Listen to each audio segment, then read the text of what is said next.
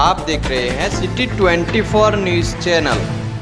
થરાદના અમન complex આગળ બે જૂથ વચ્ચે અથડામણ થઈ।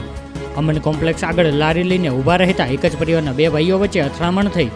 લારી ઉપર લેવા આવેલ કપડાના ભાવતાલ માટે બંને ભાઈઓ વચ્ચે રકઝક થઈ હતી।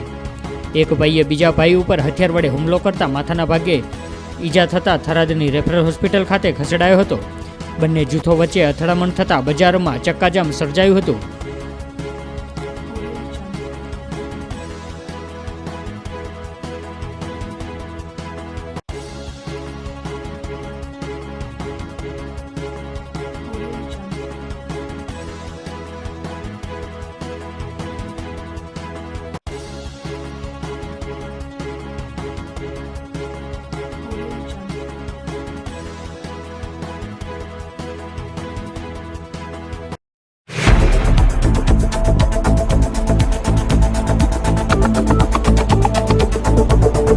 आप देख रहे हैं सिटी 24 न्यूज़ चैनल।